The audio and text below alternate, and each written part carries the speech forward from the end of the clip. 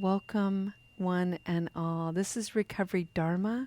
My name is Julia. I'm one of the facilitators in this beautiful community. And I'd like to set our intention today with this sentiment of loving kindness. This one reads, "May your kindness extend beyond imagination." May your kindness extend beyond imagination.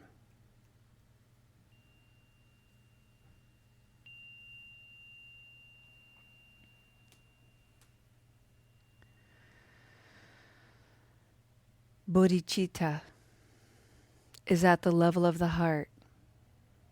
It is the soft heart, the open heart, the heart that dares, risks to be wounded, the heart that knows to heal from the inside out.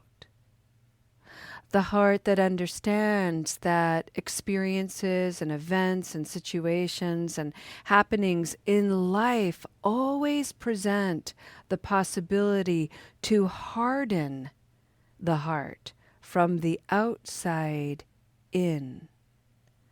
Bodhicitta is that limitless resource, that infinite wellspring within all of us that keeps that hardening at bay so that we can stay open, supple, fluid, curious, so that we can sustain the weather of this journey.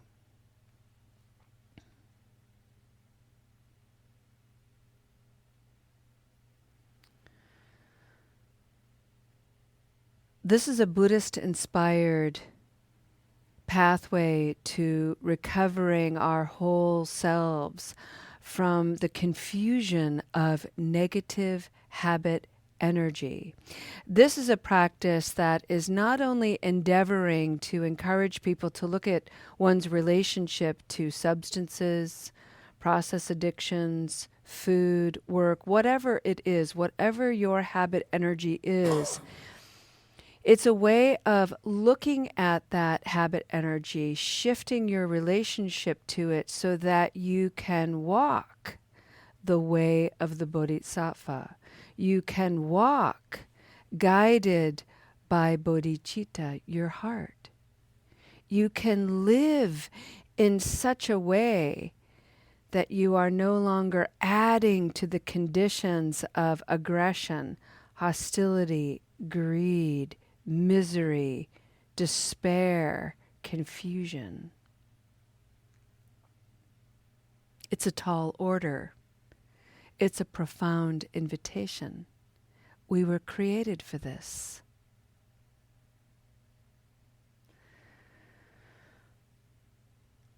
So last week, what I brought forward was an invitation to recognize that Recovery Dharma and Soul Center ain't your everyday regular recovery group, peeps. We're doing something special.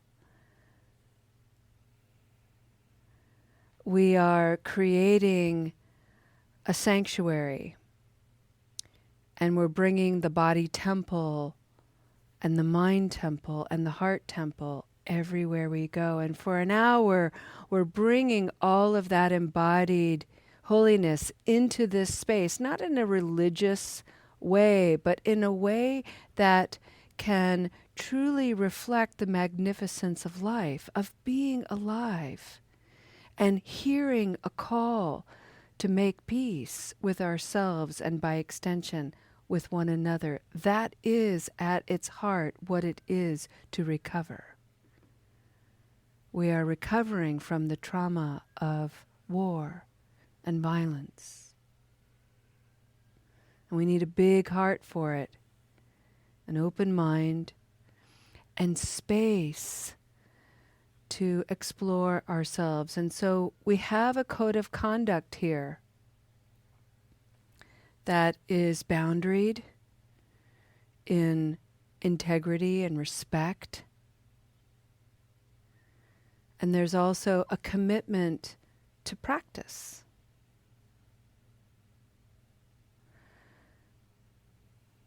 And there's a bit of a yearning, perhaps even, to wake up from the misery of habit energy.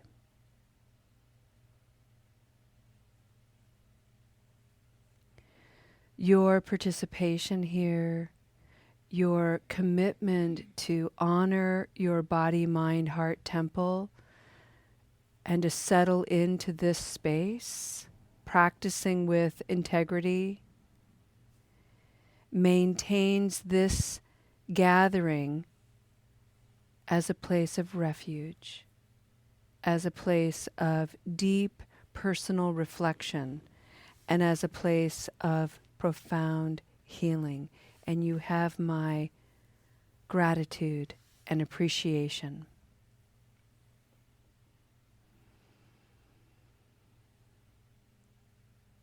We are here to explore kindness. We are here to engage Bodhicitta. So I invite you at any time during this practice to, with your left hand, place it on your heart and let it rest there. Just get in touch, literally, with your heart, with your goodness. And yes, you have the capacity for badness in there too. There's skill and unskillfulness. There's clarity and confusion. There's aggression and peace. There's honesty and deceit. There's trustworthiness and betrayal. There's all of it. That's what makes us whole human beings. And we don't heal any of it if we don't touch into it once in a while in this heart.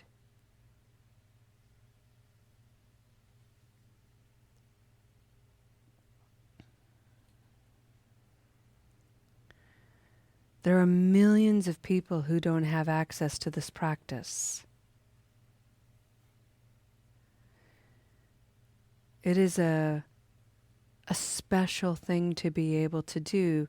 This month is a really holy time in the Tibetan tradition, Sakadawa, and this is a time of merit. So every effort you put into your practice is amplified. And what that means in the Tibetan tradition is this humbling reminder that we're not practicing just for ourselves. We're not here trying to be goody two-shoes or holier than thou. We're really trying to heal the misery that's in the world, in ourselves, in our friends, in our families, in our communities, in our cities, states, nations, the globe. It's a big calling. Takes a big heart.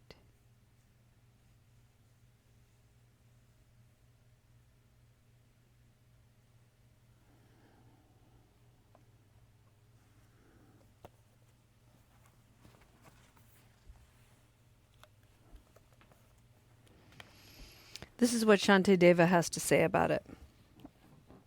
And these are the last verses of this third chapter.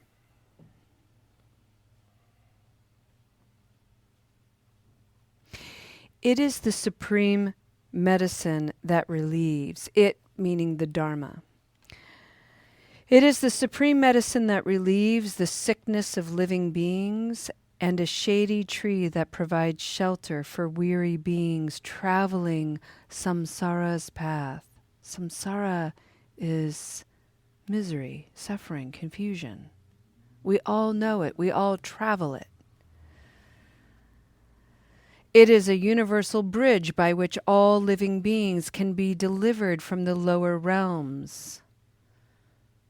And a rising moon of a mind that relieves the torment of delusions. It is a vast sun that completely dispels the fog of unknowing from living beings. It is the quintessential butter that arises when the milk of Dharma is churned. For the honored guests, the beings on samsara's paths who wish to enjoy the delights of bliss, Bodhicitta will satisfy them all by leading them to the supreme state of bliss. Today, in the presence of all the Buddhas, I invite all living beings to be my guests, to enjoy these temporary and ultimate delights. May gods, demigods, Buddhas, and everyone be joyful.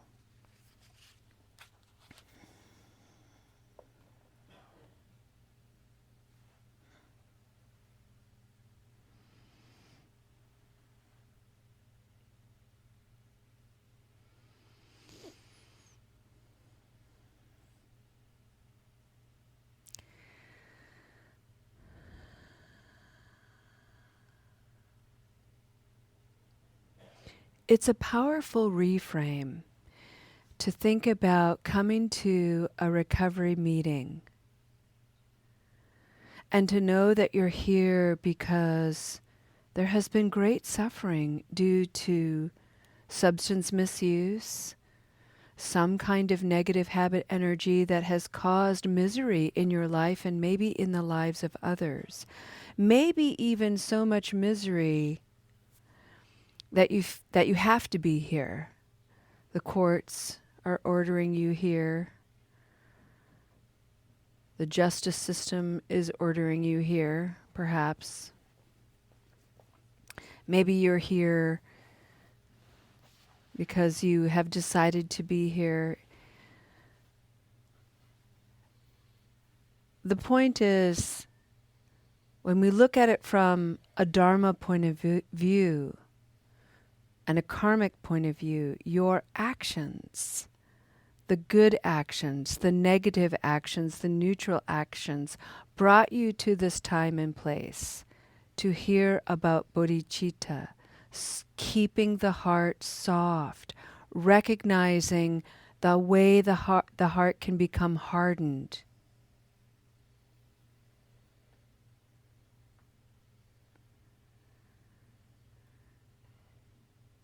And to know that that is a powerful bit of karmic merit on your part, on my part. We've done some really amazing things to be able to be here in this time, in this moment, to hear these words. So take that in.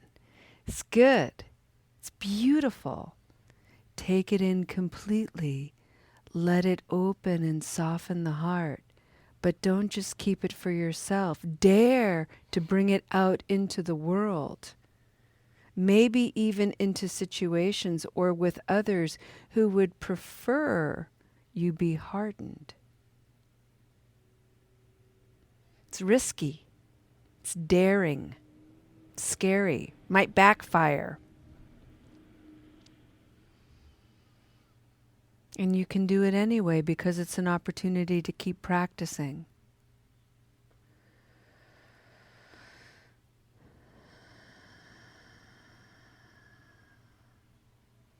The whole point, friends, is don't allow the hardening of life to cut off, to barricade, inhibit the limitless supply and capacity of your own loving kindness. And let me tell you something. Sometimes it's really important to recognize that maybe the hardening that you're experiencing is protecting. And so you don't feel like you can offer any loving kindness externally outward. And take a moment to discern that, because maybe that's okay. Maybe what needs loving kindness, your loving kindness, is yourself. So keeping that to yourself is a really virtuous, positive thing.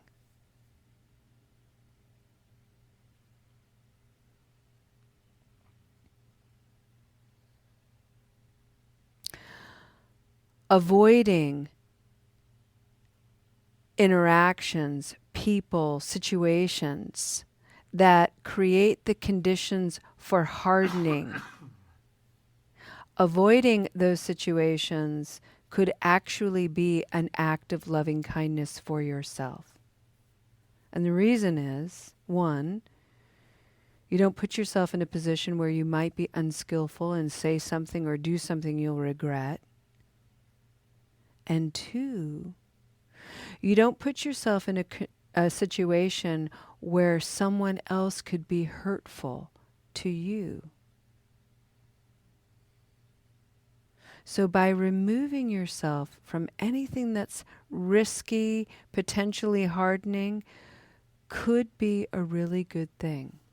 So keep it in mind. This is about discerning. This is about having insight. What's going to be the best thing for me right now? And just keep in the back of your mind somewhere, not too far back there, make it accessible, that we have a propensity to, when we harden, to sort of overly apply it. It can become malignant. So once we begin the hardening process, we stay hardened, nothing gets in, no suppleness, no flexibility, everything kept at arm's length. That makes it really difficult to practice limitless qualities. So we have to soften a little bit. We have to risk a little bit. And that's where the Bodhicitta comes in. That's where the strength of our softening comes in. That's the strength of a sapling aspen, for example. It can weather really strong winds. It's not going to snap anywhere. So we learn to be a little bit supple. Blow with the weather. Let it blow right through you. Stay soft.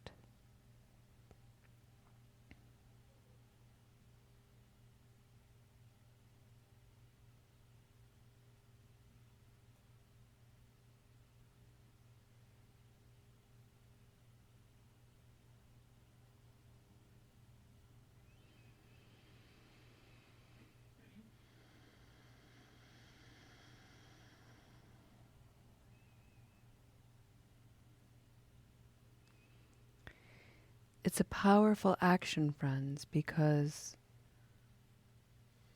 we're not escalating any harshness or aggression. We're not adding to it. We're doing something remarkably different.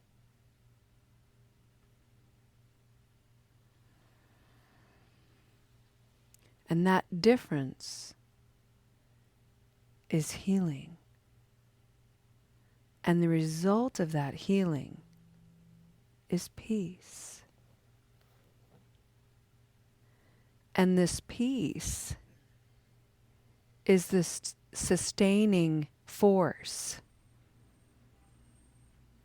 for love.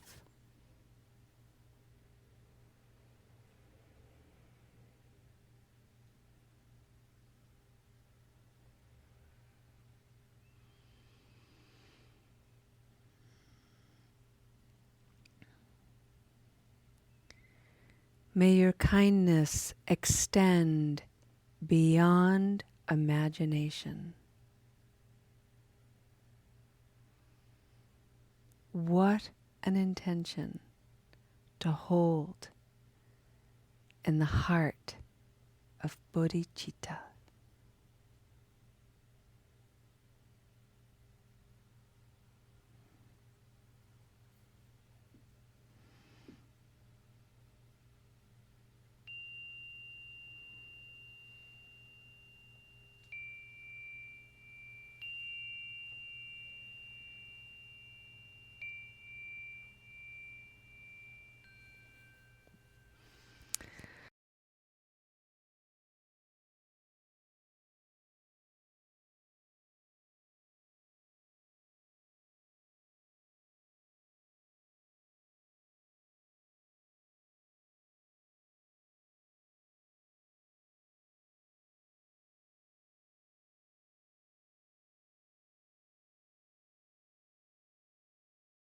let's end with a dedication of merit with that in mind. And this is a beautiful dedication from Shantideva. For as long as space exists, and for as long as living beings suffer, may I too abide among them to dispel the misery of this world. May all the suffering of all living beings ripen within me. And by the power of the Bodhisattva's virtue and aspirations, by the power of my own Bodhicitta, may all beings experience happiness. And I'd like to remind us all something that Matt shared and was inspired to share from Shantideva. Ultimate happiness is temporary, moment to moment to moment. May you wake up and be present to the miracle of this moment. Thank you for your practice, friends. We'll see you next time. Namaste.